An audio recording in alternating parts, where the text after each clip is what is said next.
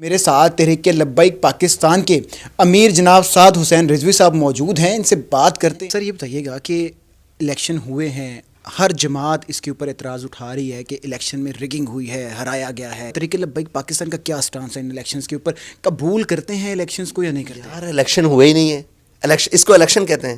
Election کا مطلب ہوتا ہے کہ ایک ووٹر ووٹ ڈالنے آئے، ٹھیک ہے جی، پاکستانی قوم نکلے، اپنا حق رائے دے استعمال کرے اور شام کو اس کا رزلٹ ملے۔ کہاں ہے رزلٹ؟ کہاں ہے ڈی آر اوز؟ کہاں ہے سسٹم؟ کہاں ہے سارا دن وہ الیکشن کا عملہ اور سارا دن کیا ہے؟ یہ تو الیکشن ہوا ہی نہیں ہے۔ اگر آپ اس کو الیکشن کہتے ہیں، یہ تو مطلب ڈرامے بازی سے بھی قوم کو بے وقوف بنانے کی انتہا درجے کی کوشش ہے۔ اچھا، جو پاکستان تحریک انصاف کے جو لوگ ہیں وہ یہ کہتے نظر آتے ہیں کہ جب رزلٹ کمپائل کیا جا رہا تھا فارم 47 تو ہمیں ڈی آر او کے دفتر سے نکال دیا گیا، آر اوز کے دفتر سے نکال دیا گیا۔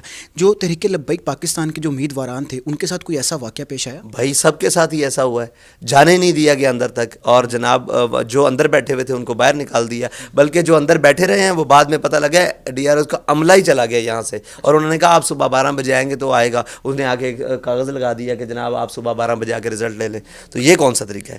یہ کون سا؟ جماعت اسلامی بھی تحریک انصاف کے جو حق میں آواز اٹھا رہی ہے، وہ کہہ رہی ہے کہ جناب علی تحریک انصاف کو زیادہ ووٹ پڑا ہے، ان کو سیٹیں ملنے چاہیے۔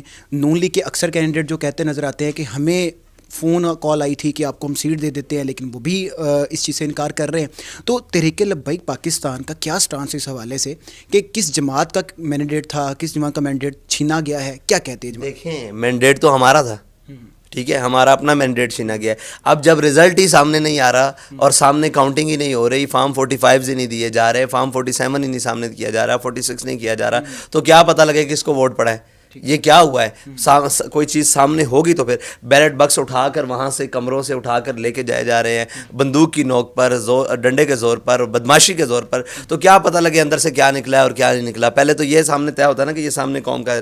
تو یہ تو پوری قوم کے حق پر مینڈیٹ وہ ڈاکہ مارا گیا، پوری قوم کے مینڈیٹ پر ڈاکہ مارا گیا، کسی ایک جماعت کے نہیں، پوری قوم کی امید اور پوری قوم کے جو حق رائے دہی پہ اس پر ڈاکہ ڈالا گیا۔ تمام جماعتیں احتجاج کرنے جا رہی ہیں اور کر بھی رہی ہیں، مل ملا کے کر رہی ہیں۔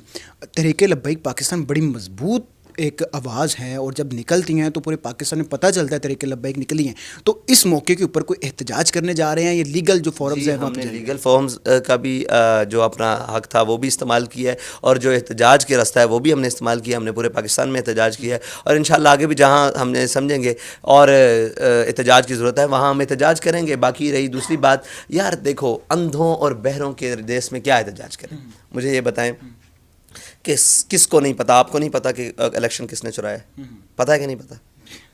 آپ حسد دکھا رہے ہیں بھائی، پوری قوم کو پتہ ہے الیکشن کس نے چرایا ہے، تو پھر کس کو نہیں پتا کہ یہ میڈیا کس نے بند کی ہے؟ کس کو نہیں پتا کہ یہ لائٹیں کس نے بند کی ہیں؟ کیا ہوا ہے؟ وہ سب کو پتہ ہے، یہ کچھ بھی نہیں ہوا، ڈرامہ ہوا ہے، ٹھیک ہے جی، اور پوری قوم کے ساتھ ڈرامہ ہوا ہے۔ تو اس ڈرامے کے اوپر احتجاج کریں یا نہ کریں، کوئی اثر ہے ان کے اوپر؟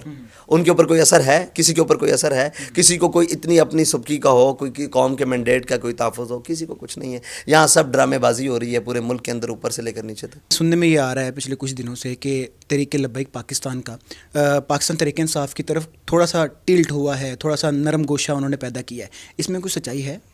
نہیں، ہمارا تو کوئی نرم گوشہ نہیں، ہم اپنے اصولی بنیادی موقف نظریے کے اوپر کھڑے ہوئے ہیں۔ فارم 45 والے جو صرف اسی بات کے اوپر ہوئے؟ یار آپ میرے پاس آئے ہو، میں آپ کو انٹرویو دے رہا ہوں، وہ میرے پاس آئے ہیں کہ ہمارے پاس ہمیں فارم 45 چاہیے، تو ہم نے کاپیز کرا کے دے دی ہیں، ٹھیک ہے، تو ٹھیک ہے، ان کو ہم سے جو چیز چاہیے تھی ہم نے دے دی ہے۔ آخری سوال میرا یہ ہے کہ جو پاکستان تحریک انصاف وہ کہہ رہی ہے کہ ہمارا مینڈیٹ ہے، ہم حکومت بنائیں گے۔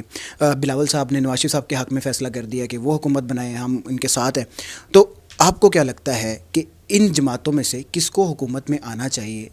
کون بہتر ہے پاکستان کے لیے؟ پہلے پاکستانی قوم کا مینڈیٹ سامنے آنا چاہیے، اس کے بعد جس کا مینڈیٹ بنتا ہو اس کو حکومت بنانی چاہیے۔ بہت شکریہ۔